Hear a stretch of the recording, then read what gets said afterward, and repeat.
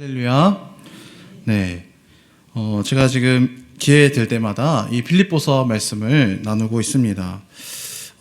사도 바울과 빌립보 교인들의 관계는 이 복음으로 엮여진 매우 친밀하고 가까운 사이였습니다. 진심으로 서로를 사랑하고 서로를 위해서 눈물 흘리며 기도하는 그러한 사이였습니다. 빌립보서 1장에서 보면 이 복음으로 서로 묶여있는 빌립보 교인들에게 사도 바울이 처한 상황에 대해서 이야기해주는 그 내용이 기록되어 있습니다. 특별히 사도 바울은 감옥에 갇혀 있다는 그러한 소식을 들은 빌립보 교인들이 걱정을 하고 있는 것을 보면서 오히려 사도 바울은 그들을 위로하고 또한 격려하면서 하나님이 주신 기쁨을 함께 나누었습니다. 사도 바울은 이 빌립보 교인들을 향해서 자신이 비록 고난 가운데 있지만 이 고난을 통해서 하나님이 어떻게 놀랍도록 일하시는지를 함께 이야기하면서 하나님께서 모든 상황을 주관하고 계시고 결국에는 합력하여 선을 이루시는 그러한 것을 기쁨으로 함께 나누는 내용이 빌립보서 1장의 내용이었습니다. 이어서 오늘 이제 2장이 시작되는데 오늘 본문의 내용은 성도의 신앙생활에 대한 가르침입니다. 이 성도라는 말 속에는 거룩한 도를 따르는 사람이다 라는 의미가 담겨 있습니다. 그런데 이 성도를 성경적인 원리로 보다 깊이 들어가서 살펴보면 이 성도라는 이름 속에는 거룩한 하나님의 백성이다 라는 의미가 포함되어 있습니다. 그런데 오늘 한국교회에서 보면 성도라고 하면 일반 평신도를 지칭하는 말이 되어버렸습니다. 그러나 우리 목회자도 사역자도 직분자도 엄밀히 말하면 모두가 성도입니다. 우리 목사님들 사이에서는 이 한 번 목회자는 죽을 때까지 목회자다라는 말을 하기도 합니다. 긍정적인 말로 죽을 때까지 목회자답게 다른 이들의 모범이 되어야 한다. 또한 하나님 앞에 바르게 살아야 된다라는 의미에서 이런 말을 하는 것 같습니다. 그러나 우리 목회자들도 본질적으로는 마지막에 하나님 앞에 섰을 때 성도로서 하나님 앞에 선다는 사실을 저 또한 알고 있어야 할 것 같습니다. 사역자들도 마지막 날에는 사역자가 아니라 하나님 앞에 거룩한 백성과 자녀로서 서게 되는 것입니다.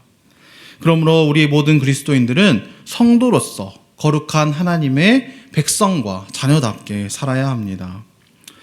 우리 믿는 사람들은 직분이나 직책이나 그리고 나이와 연륜에 상관없이 제일 먼저 하나님이 우리를 부르신 그 목적대로, 의도대로 올바르고 건강한 성도가 되어야 하는 그러한 책임과 의무가 있다고 할 수 있습니다. 거룩한 하나님의 백성답게 또한 자녀답게 특별히 그리스도인답게 하나님의 첫 부르심의 그 의도대로 우리는 건강한 성도요 또한 거룩한 주의 백성으로 살아가야 하는 것입니다. 우리는 이것을 신앙생활이라고 부릅니다. 교회를 열심히 출석하고 헌금을 잘 내는 것, 이것이 신앙생활의 핵심이겠습니까? 교회에 열심히 봉사하고 헌신하는 것, 이것이 신앙생활의 전부가 아니다라는 것을 우리는 너무나 잘 알고 있습니다. 이 모든 것이 다 필요하고 신앙생활의 일부분이 되는 것 역시 사실입니다. 그러나 우리가 이것을 그것만이 전부라고 생각한다면 그건 역시도 매우 곤란합니다. 우리 성도는 거룩하신 하나님의 부르심을 받은 존재, 그분의 백성과 자녀로서 바르게 살아가야 하는 것입니다. 말씀대로 또한 우리의 믿음대로 하나님의 뜻대로 살아가는 것이 우리 신앙생활의 본질인 줄로 믿습니다. 그래서 믿는 우리들은 제일 먼저 관심을 가져야 하고 또한 가장 중요하게 여겨야 하는 것이 바로 성도답게 살아가는 것이고 바르게 신앙생활하는 것이다 라고 할 수 있을 것 같습니다. 우리가 이 여러 성도들을 보면 내가 한번 주를 위해서 무엇인가 멋지게 한번 해보겠습니다 라고 이렇게 큰 다짐을 하는 사람들이 많이 있습니다. 우리 주를 위해서 제가 목숨을 바치고 삶을 다 드리겠습니다 라고 고백하는 사람들도 많이 있습니다. 이러한 소원과 바람 너무나 아름답고 귀합니다. 그러나 그보다 먼저 하나님이 우리에게 원하시는 것이 있으니 그것은 바로 우리가 하나님 앞에서 성도다운 모습으로 살아가는 것입니다. 그렇기 때문에 우리는 하나님 앞에서 바르게 신앙생활을 하기 위해서 힘써야 할 줄로 믿습니다. 이것도 안 되면서 하나님을 위해서 내가 무언가를 하겠다라고 외친다는 것, 이것은 우선순위를 잘못 정한 것입니다. 하나님 앞에 성도다운 삶을 살지 못하면서 다른 헌신과 봉사를 운운한다는 것, 이것은 아직 우리를 향한 하나님의 뜻이 무엇인지를 제대로 알지 못하는 말입니다. 먼저 우리는 바른 성도가 되어서 거룩한 존재로서 바른 신앙생활을 하는 저와 여러분들이 되시기를 소망합니다. 오늘 우리가 보는 이 본문 말씀에서는 바른 신앙생활이란 무엇인가, 이것에 대한 가르침들이 기록되어 있습니다. 오늘 우리가 이 본문 말씀을 함께 살펴보면서 우리 성도가 추구해야 하는 바른 신앙생활이 무엇인지, 어떤 신앙생활이 하나님 앞에서 합당하고 건강한 것인지를 함께 살펴보기를 원합니다. 하나님 앞에 바르고 합당한 신앙생활, 첫째는 사랑으로 한 마음을 품어야 합니다. 우리 읽었던 본문 말씀 2절 말씀을 한 번 더 같이 읽도록 하겠습니다. 마음을 같이하여 같은 사랑을 가지고 뜻을 합하며 한 마음을 품어. 아멘. 여기서 보면 같이하여, 합하여, 한 마음을 품어, 이러한 용어들을 쓰면서 이 하나됨의 중요성을 강조하고 있습니다. 성도들에게 있어서 하나됨은 참으로 중요합니다. 그래서 이 빌립보서 1장 27절에서도 이 말씀이 있었는데요. 우리 다 같이 한 번 더 읽어보도록 하겠습니다. 네, 빌립보서 1장 27절 함께 읽겠습니다. 오직 너희는 그리스도의 복음에 합당하게 생활하라. 이는 내가 너희에게 가보나 떠나 있으나 너희가 한 마음으로 서서 한 뜻으로 복음의 신앙을 위하여 협력하는 것과. 아멘. 네, 보신 것처럼 한 마음과 한 뜻으로 복음의 신앙을 위해서 협력해야 한다라고 말하고 있습니다. 우리 성도가 하나 되어야 하는 이유, 그것은 먼저 주의 일을 감당하기 위해서입니다. 우리는 혼자서 결코 주의 일을 감당할 수가 없습니다. 그리고 분열과 갈등이 일어난 이 신앙의 공동체도 하나님의 일을 온전히 감당할 수가 없습니다. 그리고 궁극적으로 우리 성도가 하나 되어야 하는 것, 그것은 하나님의 뜻이기 때문이고, 우리 성도들이 같은 믿음, 또한 같은 신앙, 같은 하나님을 믿기 때문입니다. 에베소서 4장 3절 말씀을 함께 읽어보도록 하겠습니다. 평안에 매는 줄로 성령이 하나 되게 하신 것을 힘써 지키라. 네, 우리 거듭난 성도들은 우리 안에 성령님이 계시기 때문에, 성령님이 우리를 하나 되게 하셨기 때문에 그것을 위해서 우리가 힘써야 한다라고 고백하고 있습니다. 이어지는 4장 4절부터 6절 말씀 함께 같이 보겠습니다.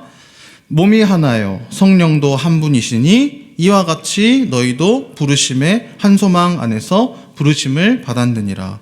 주도 한 분이시요 믿음도 하나요 세례도 하나요 하나님도 한 분이시니 곧 만유의 아버지시라. 만유 위에 계시고 만유를 통일하시고 만유 가운데 계시도다. 아멘. 네, 이 말씀을 쉽게 정리하면 우리 성도들이 같은 하나님을 믿고 같은 하나님 한 분만을 경배하기 때문에 우리가 하나가 되어야 한다라는 말입니다. 우리 모든 성도들은 성령 하나님께서 역사하심을 통해서 예수님을 믿고 또한 영접하게 되었습니다. 그리고 하나님을 아버지라 부르게 되었습니다. 이렇듯 우리는 같은 믿음의 대상을 믿고 섬기고 그러한 성도이기 때문에 우리 모두가 하나 되는 것이 마땅하다라는 것입니다. 본문 2절에 보면 이제 하나가 되어야 함을 가르치시고 나서 사랑을 가지고 오라 라는 말을 추가하고 있습니다. 우리 세상의 기관과 단체들에서도 보면 어떠한 한 가지의 공동의 목표를 가지고 일을 진행할 때가 많이 있습니다. 그러나 우리 교회와 성도들은 어떤 목표만을 이루기 위해서 하나가 되는 것이 아닙니다. 우리 교회와 성도는 이러한 목표를 지향하는 목표 지향적 존재들이 아니라는 것입니다. 우리가 어떠한 이 주의를 감당하는 것, 그 가운데서 목표를 정하고 성도가 하나 되는 것, 이것도 매우 중요합니다. 그렇지만 우리가 궁극적으로 하나가 되어야 하는 이유는 하나님의 사랑 때문이다라는 것을 기억해야 합니다. 우리 성도의 하나됨, 이것은 늘 하나님의 사랑이 전제되어야 합니다. 하나님이 사랑하셨기 때문에 우리도 서로 사랑해야 한다라는 이 의식을 가지고 있습니다. 저 성도가 믿는 하나님이 내가 믿는 하나님이고, 저 형제를 위해 죽으신 예수님이 나를 위해 죽으신 예수님이십니다. 내 안에서 나와 영원히 함께 하시고 나의 삶을 주관하시고 이끄시는 성령님이 나뿐만 아니라 저 성도님, 저 형제에게 동일하고 역사하고 계시다라는 사실을 우리는 깨달아야 합니다. 그러므로 우리는 서로 하나가 되어야 하는 것입니다.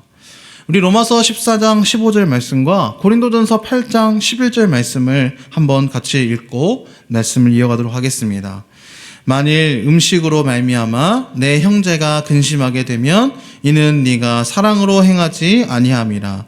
그리스도께서 대신하여 죽으신 형제를 내 음식으로 망하게 하지 말라. 네, 이어서 고린도전서 8장 11절 말씀도 읽겠습니다. 그러면 내 지식으로 그 믿음이 약한 자가 멸망하나니 그는 그리스도께서 위하여 죽으신 형제라. 네, 이 두 말씀에서 보면 그리스도께서 대신하여 죽으신 형제다라는 이 표현이 나옵니다. 내 안에 있는 예수 그리스도의 생명이 저 성도 안에 있는 사실을 명심하라라는 말씀입니다. 그러므로 우리 성도들은 모두 다 하나님의 사랑을 받은 존귀한 존재입니다. 예수님의 생명을 이어받은 사람들이기 때문에 우리는 마땅히 서로 하나가 되어야 하는 것입니다. 이 시간 함께 되돌아보기를 원합니다. 저와 여러분의 신앙생활은 어떠하십니까? 내가 몸담고 있는 이 신앙의 공동체 속에서 하나가 되기를 과연 힘쓰고 계십니까? 나로 인해서 우리가 속한 목장과 기관과 부서가 하나 되는 일에 과연 힘을 보태고 계십니까? 아니면 나로 인해서 우리 주변의 형제들이 힘들어하고 어려워하고 있지는 않으십니까? 우리 자신이 하나 되기를 위해서 힘쓰고 있다면, 나로 인해서 하나 되는 일에 유익이 되고 있다라면 우리는 바르게 신앙생활을 하고 있다라고 말할 수 있습니다. 우리가 계속해서 하나 되기를 힘쓰고 또한 사랑으로 그 일을 끝까지 진행하기 위해서 노력해야 하는 것입니다.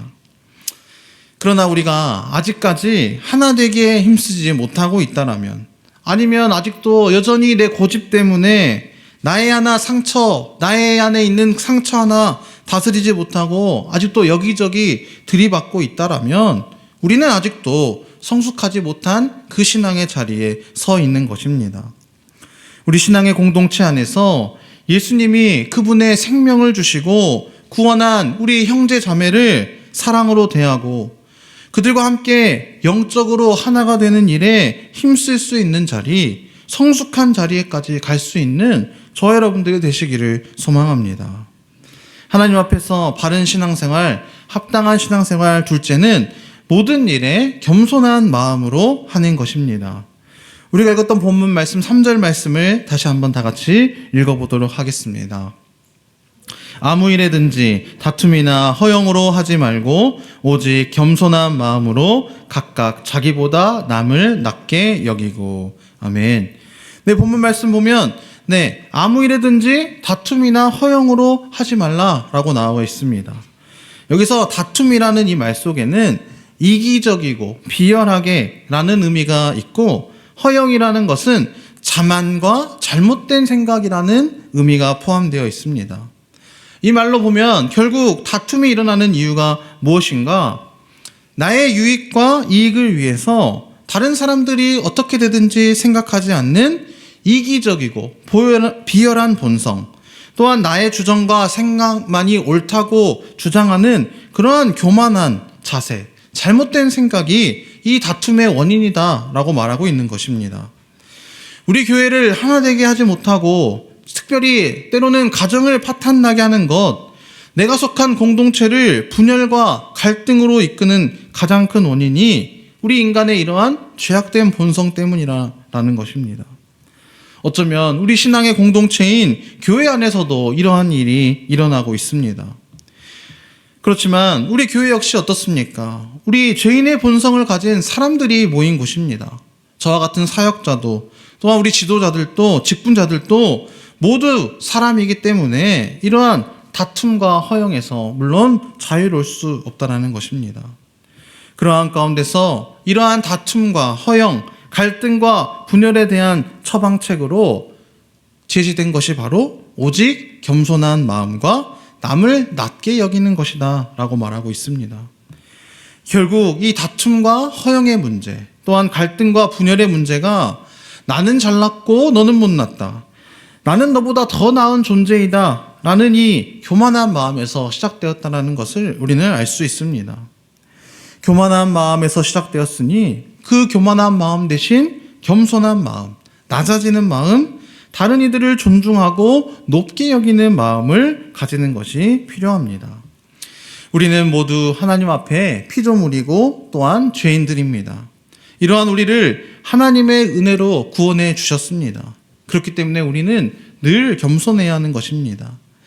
하나님의 아들이신 예수님께서 친히 이 땅에 오셔서 그 낮은 자리에 오셔서 우리를 구원해 주셨기 때문에 우리는 더욱 겸손해야 하는 것입니다. 이어서 남을 낮게 여긴다라는 말은 서로를 존귀한 존재로 인정하나라는 것입니다.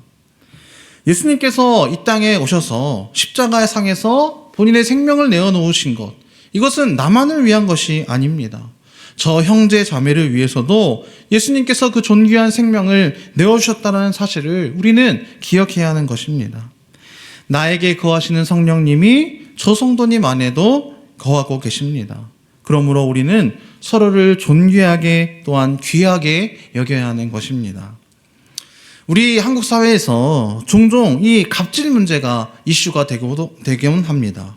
어떤 큰 기업의 회장님이나 또한 회사 사장님들, 또한 그들의 가족이나 그러한 분들이 이 수행비서라든지 자신의 직원들에게 함부로 대하는 일들을 통해서 우리가 어쩌면 큰 화를 또한 느끼기도 합니다. 그런데 우리가 한번 생각해 봤으면 좋겠습니다. 과연 이러한 갑질의 문제가 이렇게 높은 위치에 있는 사람들, 돈 많은 사람들의 만의 문제인지 함께 우리가 되돌아봐야 하는 것입니다. 저와 여러분들도 무의식적으로 우리 어떠면 직장에서, 회사에서, 가정에서, 우리 일상 속에서 다른 이들을 무시하고 함부로 대하는 일들이 있다는 것을 우리가 인식해야 하는 것입니다. 교회에서도 보면 어쩌면 이러한 우리 성도들을 안에서 직분자와 이 사역자들 안에서도 이러한 모습들이 있는 것을 우리는 발견하게 됩니다. 그렇지만 우리는 나를 위해서 하늘 보좌를 버리고 이 땅에 오신 예수님, 제자들의 발을 친히 닦으시면서 섬기는 자가 되라 라고 말씀하셨던 예수님, 그 예수님은 모든 것을 내려놓고 겸손하게 우리를 구원하고 섬기기 위해 오셨다는 것, 우리는 교회 안에서조차 이러한 영적인 형제 자매들을 섬기지 못한다는 것을 우리는 부끄럽게 생각해야 할 것입니다. 우리들의 삶의 자리에서 어쩌면 한술 더 떠서 이 회장님, 사모님 같은 그러한 갑질과 같은 행동들을 우리가 범하고 있지는 않습니까? 때로는 우리의 삶 가운데서 겸손을 아주 눈 씻고 쳐다볼 수 없을 만큼 대접받지 못하거나 인정받지 못하고 무시당하는 것 같으면 그 화가 불길처럼 일어나고 분노를 감추지 못하지 않으시지는 않으십니까? 여기서 우리도 누구든 예외일 수는 없습니다. 우리는 그때에서 반드시 회개해야 하고 우리 안에 겸손한 마음을 달라고 우리 하나님께 간구해야 할 줄로 믿습니다.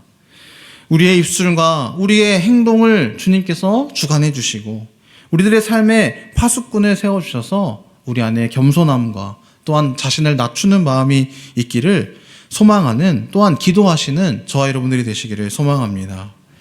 하나님 앞에서 바른 신앙생활, 그리고 합당한 신앙생활의 세 번째 모습은 서로를 돕는 마음을 가지는 것입니다.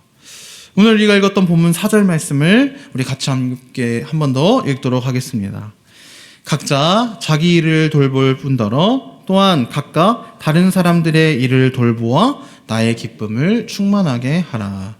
네, 여기서 보면 우리는 두 가지 가르침을 볼 수 있습니다. 먼저 각각 자기 일을 돌보라 라는 가르침이 나옵니다. 이 말씀은 무슨 말씀입니까? 하나님이 나에게 맡겨주신 그 일들을 성실하고 또한 책임감 있게 잘 감당하라는 말씀입니다.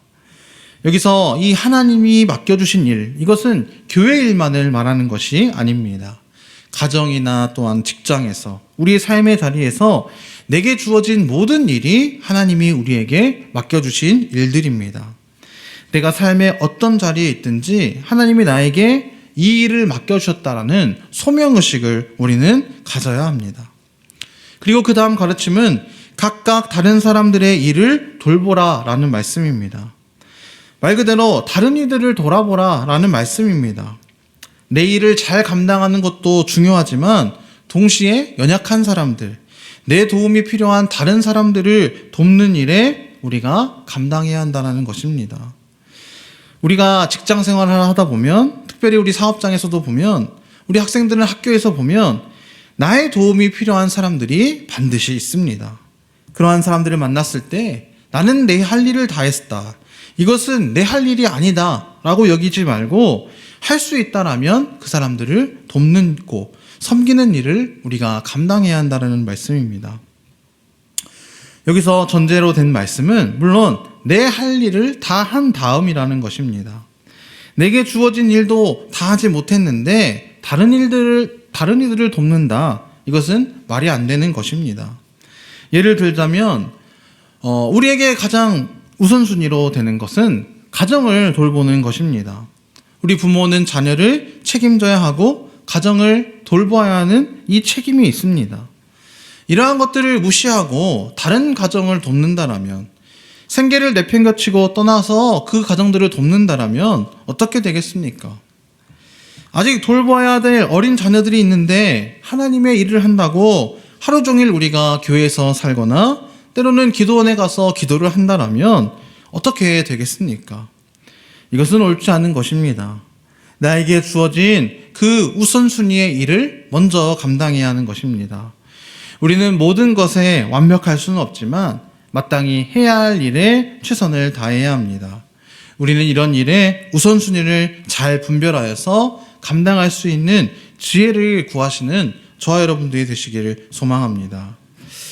이제 말씀을 마무리하도록 하겠습니다. 오늘 우리는 이 본문 말씀을 통해서 우리 성도들은 사랑으로 한 마음을 품어야 하고 또한 겸손한 마음으로 서로를 돕는 마음을 지녀야 한다는 것을 우리가 함께 살펴보았습니다. 이 가르침은 결국 우리 성도는 혼자가 아니라라는 말씀입니다. 우리는 함께 부르심을 받은 사람들입니다.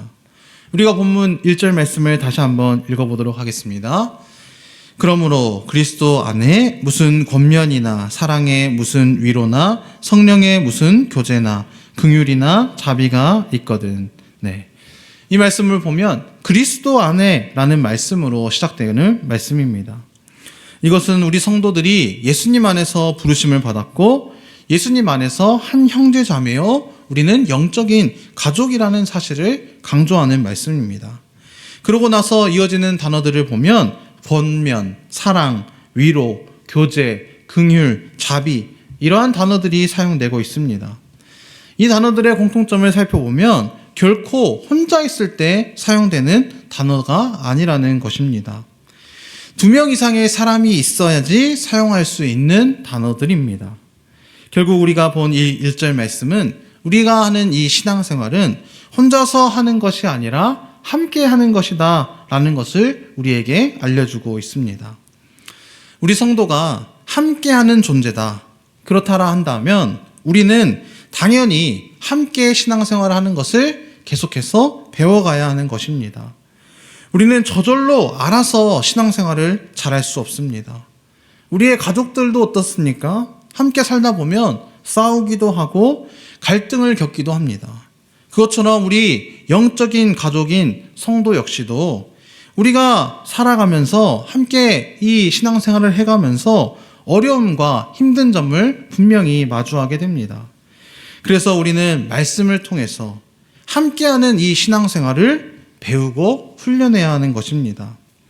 혼자 기도원에 올라가서 금식하며 기도하는 것, 이것이 신앙생활을 잘하는 것이 아니라고 초반에 말씀드렸습니다. 물론 이러한 것들이 필요하긴 하지만 우리는 혼자서 잘하는 것이 신앙생활의 전부가 아니다라는 것을 우리는 깨달아야 합니다. 이렇게 말을 하지만 현실적으로 어떻습니까? 우리가 함께 하는 것이 오히려 힘들 때도 있습니다. 나 혼자 해버리지 뭐. 내가 한번 희생하면 되지 라는 생각을 하기도 합니다. 그러나 우리가 잘 배우고 훈련받는다라면 하나님의 말씀을 의지하고 순종함을 통해서 하나님의 뜻대로 하나 되고 힘쓰고 애쓴다면 우리 하나님께서 우리를 도우시고 하나 될 수 있게 역사하신다라는 것을 기억하시기 바랍니다. 우리 4절 말씀을 보면 성도의 하나됨이 사도 바울의 충만한 기쁨이다 라고 고백하고 있습니다. 이것은 사도 바울만의 기쁨이 아닐 것입니다. 하나님의 기쁨일 것입니다. 하나님이 기뻐하시는 일을 위해서 우리 성도가 힘쓰고 애쓴다면 하나님께서는 우리가 하나 될 수 있도록 도우시고 역사하실 것입니다. 우리 마지막으로 요한복음 17장 22절 말씀을 함께 보도록 하겠습니다. 같이 읽겠습니다.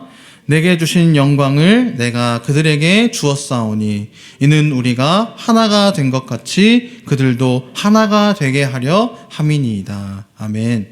성도가 서로 하나가 되는 것, 이것이 예수님이 마지막까지 기대하고 소망하셨던 기도의 제목임을 우리가 볼 수 있습니다.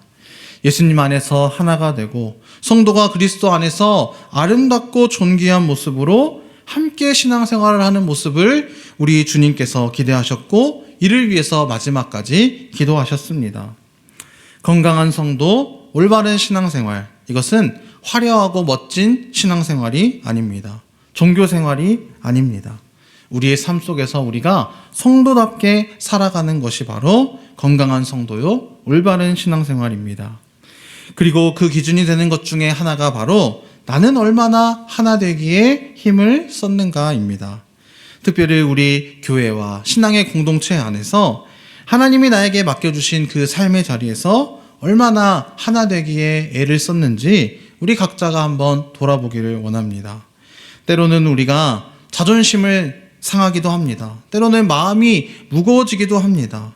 어쩌면 낮은 자리에서 아무도 알아주지 않더라도 묵묵히 다른 이들을 섬기고 어쩌면 우리가 그 안에서 갈등과 분열을 봉합하는 자리에 서야 하는 것이 우리의 성도의 삶인지도 모르겠습니다.